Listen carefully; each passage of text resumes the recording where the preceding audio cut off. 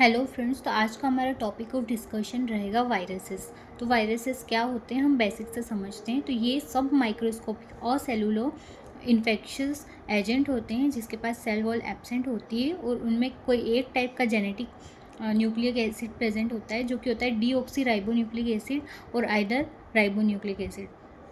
ये जो है वो ऑब्लिगेट इंट्रा सेलुलर पैरासाइट्स की तरह एग्जिस्ट करते हैं। अगर हम इसके कैरेक्टर्स की बात करें, बेसिक कैरेक्टर्स की, तो यहाँ पे असेलुलर नेचर होता है इनका, मतलब कि उसमें सेल वॉल एब्सेंट होता है और साइटोप्लाज्म भी एब्सेंट होता है।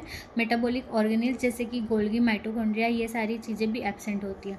अगर हम होस्ट डिपेंडेंस की बात करें तो यहाँ पे जो वायरसेस है ये लैक करते हैं इंडिपेंडेंट प्रोटीन और खुद का प्रोटीन सिंथेसाइज नहीं कर सकते, ना ही वो एटीपी जनरेट कर सकते हैं। तो इसीलिए वो इन सारी एक्टिविटीज़ के लिए होस्ट पे डिपेंड होते हैं।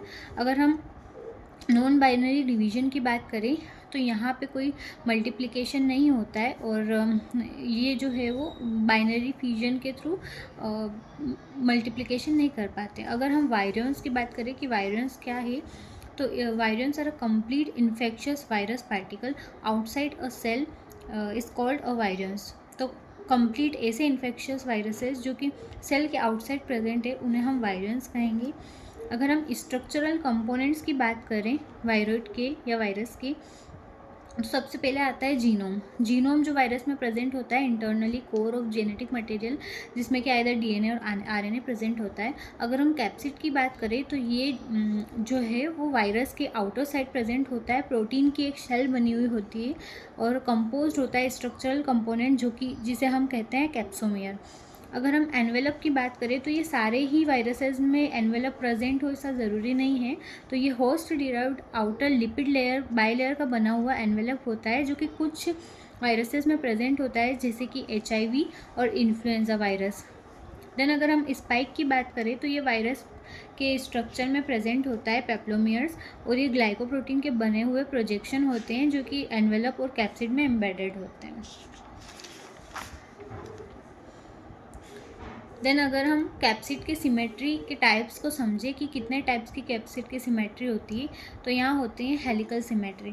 अगर हम हेलिकल सिमेट्री की बात करें तो रोड लाइक सिलेंड्रिकल वायरसेस होते हैं, जैसे कि जिसका एग्जांपल है टोबैको मोज़ेक वायरस। अगर हम आइकोसाहेड्रल टाइप ऑफ सिमेट्री की बात करें तो यहाँ पे इक्विलैटरल ट्रायंगुलर फेजेस होते हैं और 12 वर्टिसेस होते हैं और इसके एग्जांपल है एडिनोवायरसेस और पॉलीवायरसेस। अगर हम कॉम्प्लेक्स सिमेट्री की बात करें तो यहाँ पे जैसे बैक्टीरियोफेजेस का एग्जांपल है जिसके पास आइकोसाहेड्रल हेड है और हेलिकल टेल है। देन हम आते हैं general cycle of viral replication को समझेंगे कि इसकी साइकिल कैसे होती है वायरस के रेप्लिकेशन को। तो सबसे पहले आता है हमारा एड्जॉर्प्शन या अटैचमेंट।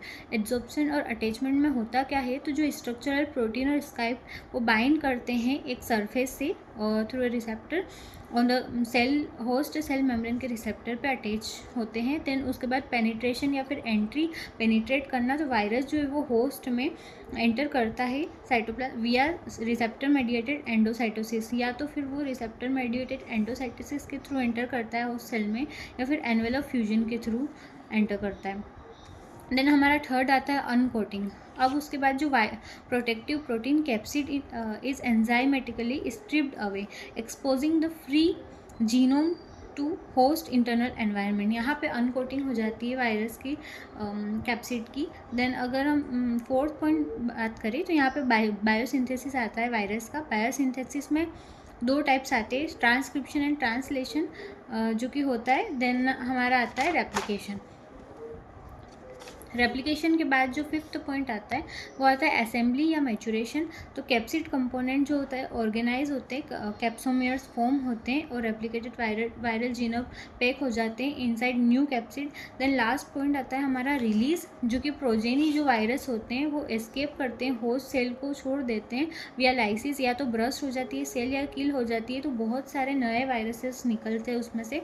तो रिलीज ये लास्ट पॉइंट है। देन अगर यहाँ पे दो फेजेस लाइफ साइकिल आती है वायरसेस की, जिसमें लाइटिक साइकिल होती है और लाइसोजेनिक साइकिल होती है। अगर हम लाइटिक साइकिल की बात करें तो इसे वायरुलेंट फेज भी कहते हैं और लाइसोजेनिक की बात करें तो इसे टेम्परेट फेज कहते हैं। लाइटिक साइकिल में जो है वो सेल किल होती है, ब्रस्ट होती है और नए वायरस उसमें से बाहर आते हैं, लिबरेट होते हैं।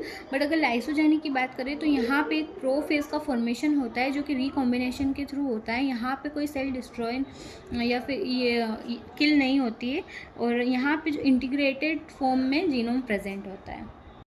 अब हम कुछ सब वायरल एजेंट को देखते हैं क्या क्या होते हैं। तो वायरॉइड्स जो कि स्मॉल सर्कुलर मॉलिक्यूल होते हैं इन्फेक्शियस, और ये नेकेड सिंगल स्टैंडर्ड आरएनए होते हैं, do not encode any protein. तो वायरॉइड्स में कोई प्रोटीन प्रेजेंट नहीं होते हैं, यहाँ पे सिंगल स्टैंडर्ड आरएनए प्रेजेंट होते हैं।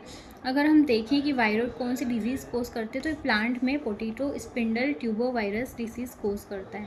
सेकेंड आता है हमारा वायरोसाइट, जो कि हमें सेटेलाइट आरएनएस भी कहते हैं। तो small single standard RNA present होते हैं, और ये एक हेल्पर वायरस पे डिपेंड होते हैं। इसका एग्जांपल अगर हम देखें तो हेपेटाइटिस डी वायरस जो है उसको रिक्वायर होती है हेपेटाइटिस बी एनवेलप की। देन लास्ट अगर हम प्रायोन्स को समझें तो यहाँ पे प्रायोन्स जो है वो इन्फेक्शियस मिसफोल्डेड प्रोटीन होते हैं, ये प्रोटीन के बने हुए होते हैं। यहाँ पे कोई भी न्यूक्लिक एसिड, आरएनए या डीएनए कोई प्रेजेंट नहीं होता है, और ये एक्ट करते हैं as a template to web the healthy cellular protein. तो यहाँ पे जो प्रायोन्स के थ्रू जो डिजीज़ कोस होती है वो होती है कूरू डिजीज़ या मैड काउ डिजीज़, स्पॉन्जिफॉर्म एन्सेफेलोपैथीज। ये सारी डिजीज़ जो है वो प्रायोन से कोज होने वाली है। Thank you.